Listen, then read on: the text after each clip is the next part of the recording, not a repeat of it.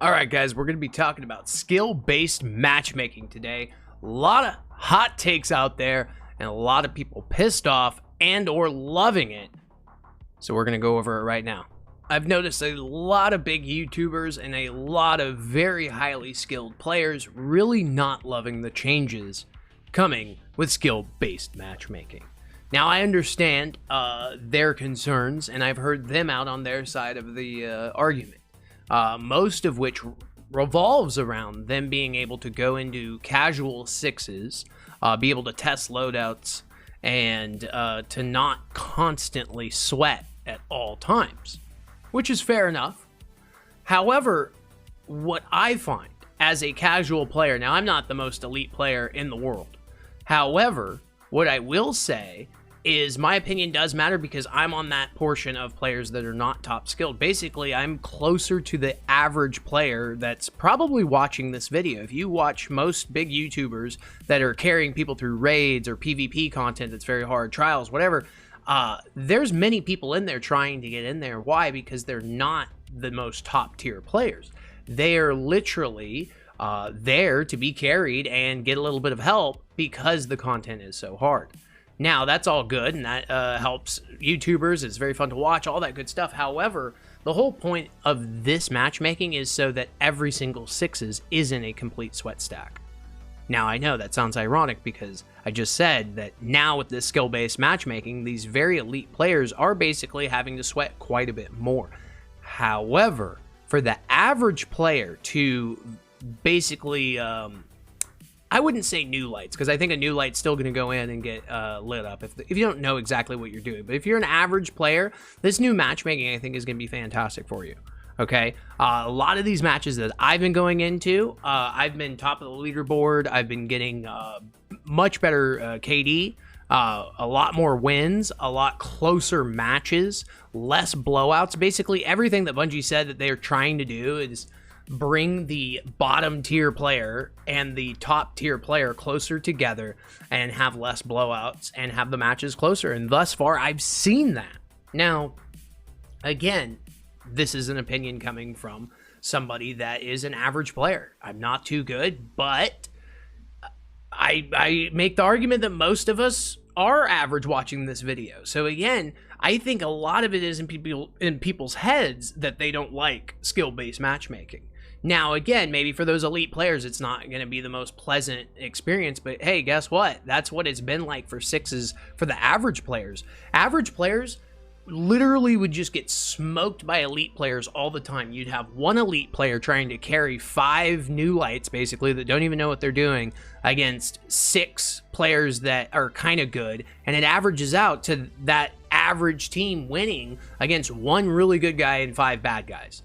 Okay, matchmaking is so much better now because of it, in my opinion. The true irony of a lot of this is a lot of these elite players want to be able to test builds and sixes and all that. Well, and they don't want it to be sweaty. Well, that's how it's been for the average player for so long, that sixes literally have been a complete sweat fest. If I didn't rock the absolute meta, I would get it under a 1 KD. Now, I feel as if I can go in with pretty much any build and get a positive KD.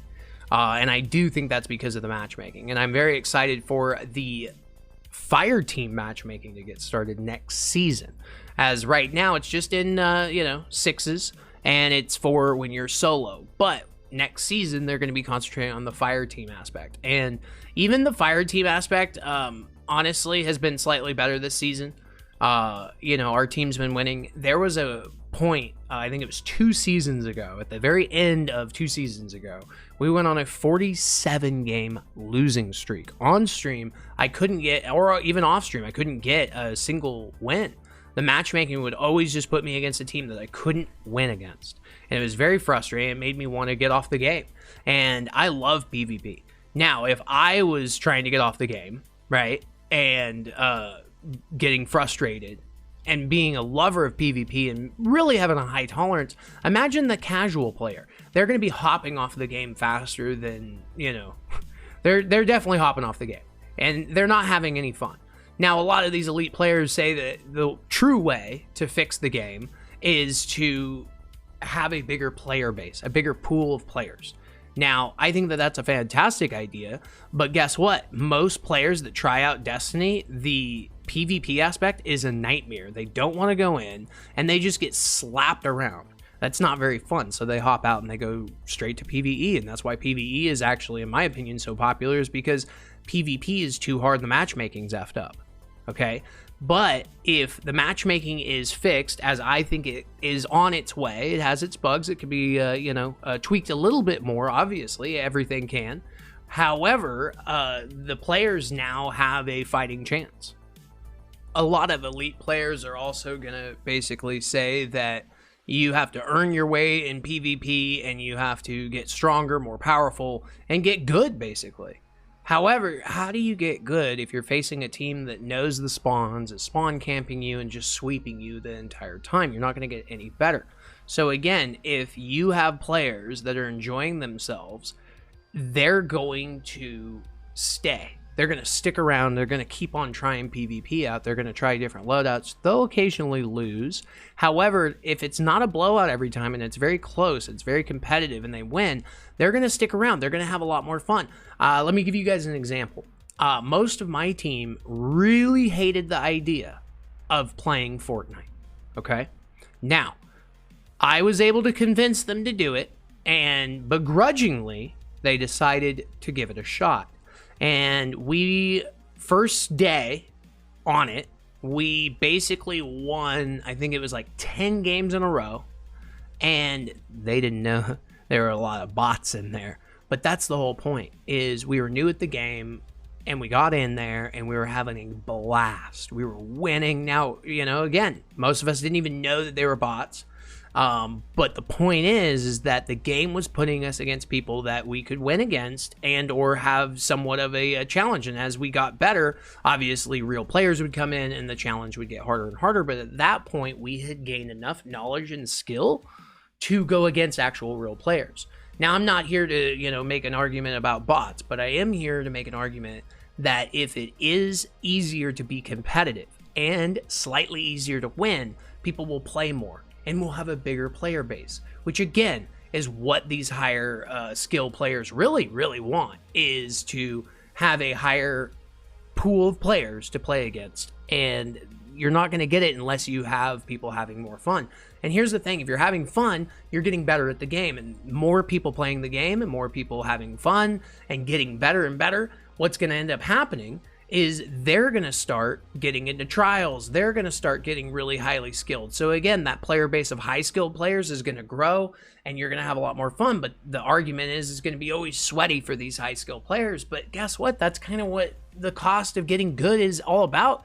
Like, you think PvE players, sit around all day doing public events? No, they go do raids, they do dungeons, they really push themselves to challenge themselves in a way that, other PvE content can't give them. So guess what? That's the same for PvP. Why do you go do trials? Because it's easy? No, because it's a challenge, okay? So again, slightly sweatier for the good players out there, but I think overall for the average players and the bad players, they're going to have a slightly better experience. Now, this isn't magic, guys. You're not going to go in there and just win every single match. No. But as you guys can see in the background footage, this match is pretty much how most matches have been this season, where it's a battle to the very last bit and any team can win. I can't tell you how many comebacks our SVFL team made this season. With the matchmaking and everything, hearing stories of other people, going into solo matchmaking and it just being a much more chill experience. And it's almost like the roles have swapped. You got the average players basically becoming the sweats and being able to try out new shit. And then you got the tryhards now having to sweat every single match. But anyways, these are just my thoughts, guys, on the whole entire SBMM skill-based matchmaking. Hope you guys enjoyed it. Make sure you hit the like button, sub button, join button, notifications on always. I'd love to hear all your thoughts and comments below. And let me know what you think. Do you think you have a little bit more of an open heart and an open mind for skill-based matchmaking going forward? Or maybe not?